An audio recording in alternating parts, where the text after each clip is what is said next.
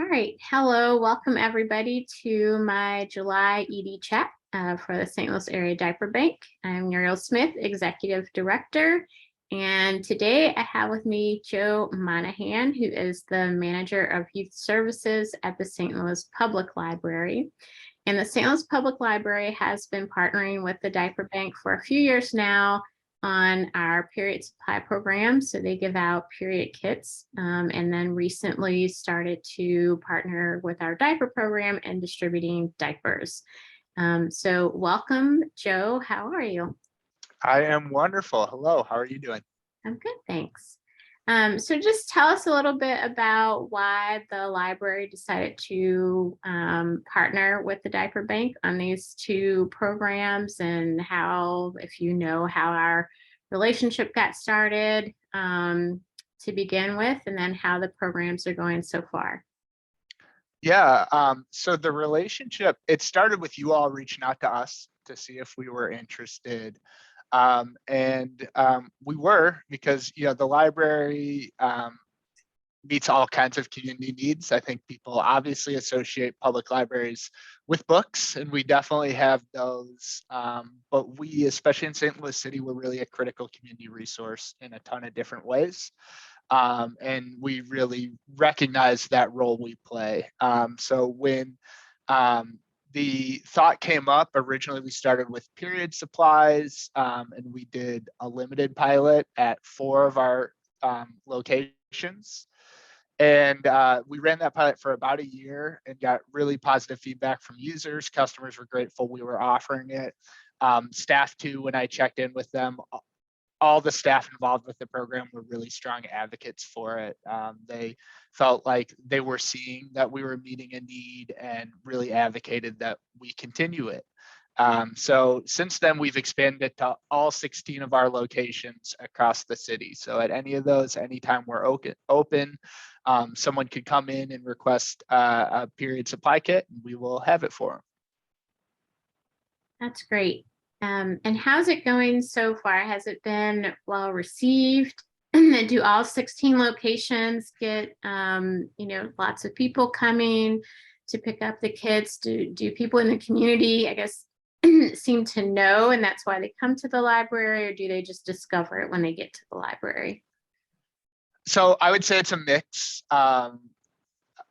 We definitely distribute at all of our locations, so all of them see some traffic, some more than others. I think some of that's based on longevity. So we just expanded system wide beginning in May. So I think word is still getting out kind of about the system wide offerings. And then obviously like community demographics to factor into that, and just general traffic at the branch. So all of them see some traffic. I mean, some of them are giving out, over 100, serving over 100 people per month. Some that number is definitely smaller. We advertise in all of our restrooms in addition to at our desks. So anyone and any restroom, regardless of gender, will see that sign that we offer these kits. I think that's the biggest way it gets out, but we definitely hear people who heard about our service or have seen our social media posts or otherwise and come in specifically for it. That's great.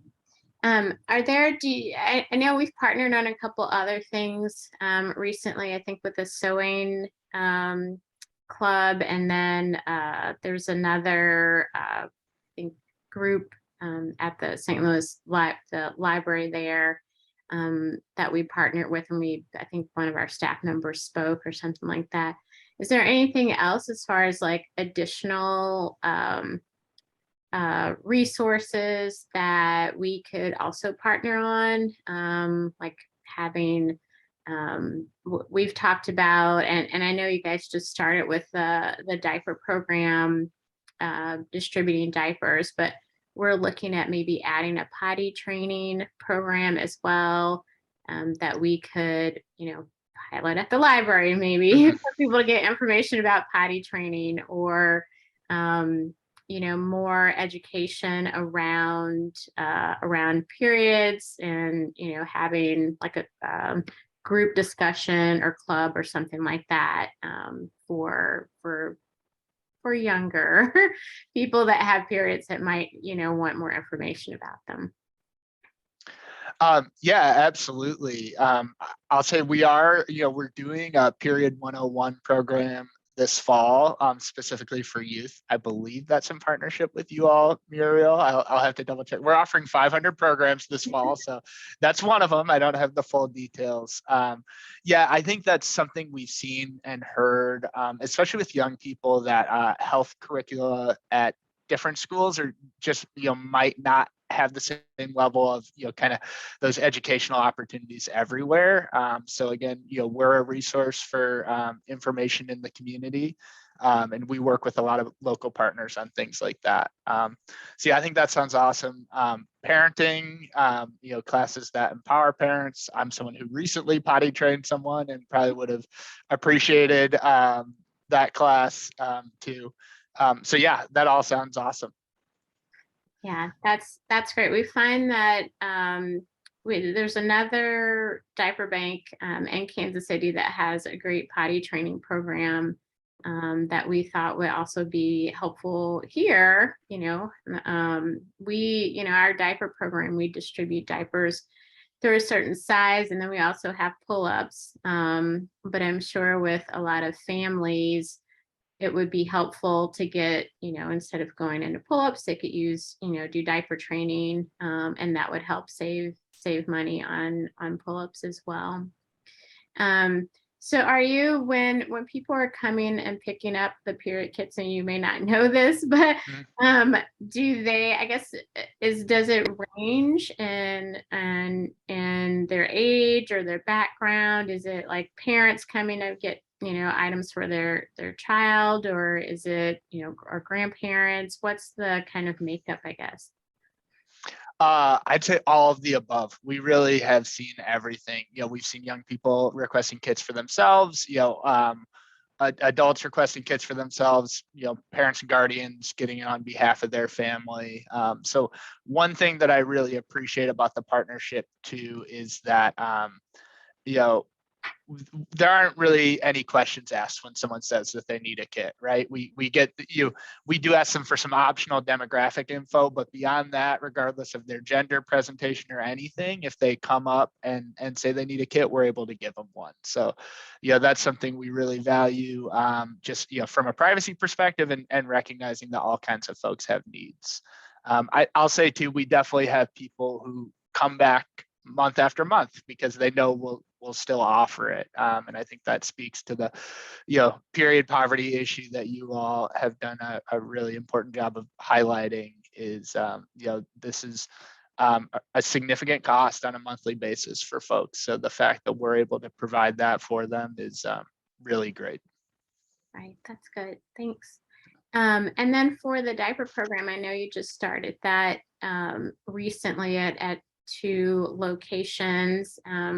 Do you know how that's going? Do you have a lot of families who know about it and are coming in? How's it going? Yeah, so we just started in July, so really just started. But I would say it's off to a really, really quick start. So we're offering that at 2 of our locations, Julia Davis Library and our Central Library. And we're doing 2 different models for how we distribute at each of those places. So at our Central Library, we're doing a once a month on the first Saturday of the month, a sensory playtime, where we're also handing out diapers to parents. So again, you can come get diapers. We've also got some educational programming and some fun activities for young people too. So we really like the idea of being able to layer those things. We always want to, engage kids in enrichment programming. But if you're a parent that's worried about where you're getting your next package of diapers from, that's your number one priority. So I love that we can do both at once. And then our Julia Davis location, we're distributing those at the desk anytime the library is open. Our promotion so far has been mostly word of mouth, but word has definitely gotten out, particularly at Julia Davis, where we're doing it every day. We've seen interest really pick up. People who've heard, from their neighbors or from family members that we have this resource.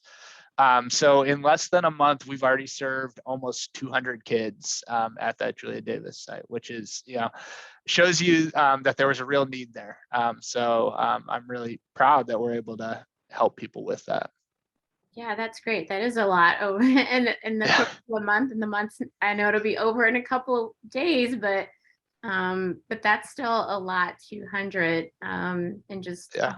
30 days of just opening and having that resource available. Yeah, we had to bring in extra shelving, Muriel, to store the diapers. You really get a sense of how much that is when you see all, 200 kids, that's thousands of diapers, right? So when you see them all on the wall, you're like, wow, that is a lot. So. Yeah. Oh my gosh. Well, that's really great. Yeah. Yeah.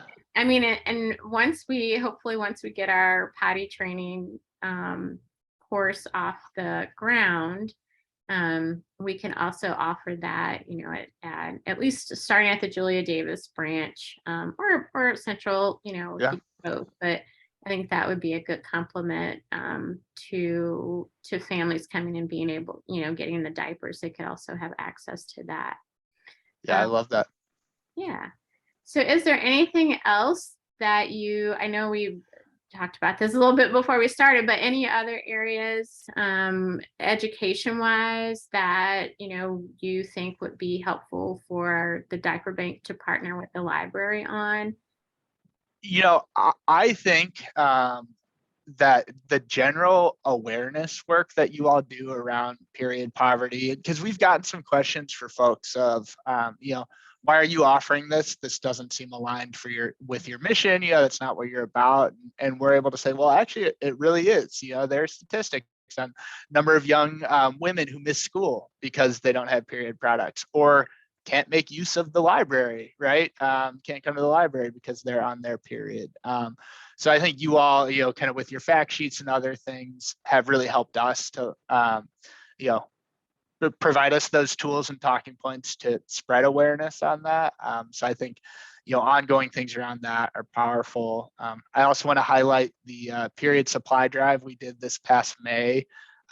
We collected period supplies at all of our locations and just saw a crazy community response. People really responded to the call, donated over 10,000 products.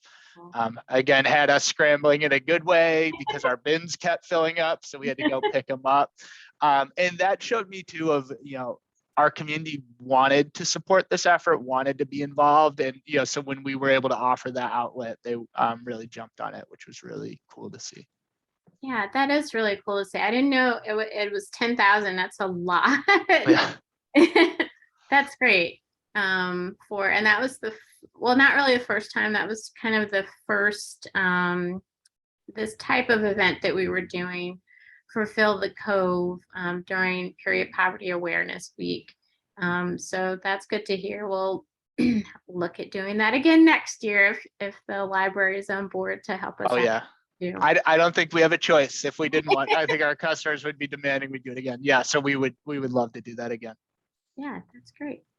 Well, thanks for talking to me today, Joe. I appreciate it, giving people information about the library's partnership and programs that they can take advantage of, both if they need items, or they could also, donate items as well that will get to us, and then we will then distribute them to others. So thanks for being a partner. We appreciate your partnership. It's really great to have you guys in the city to be distribution points and kind of community sites for people to go to.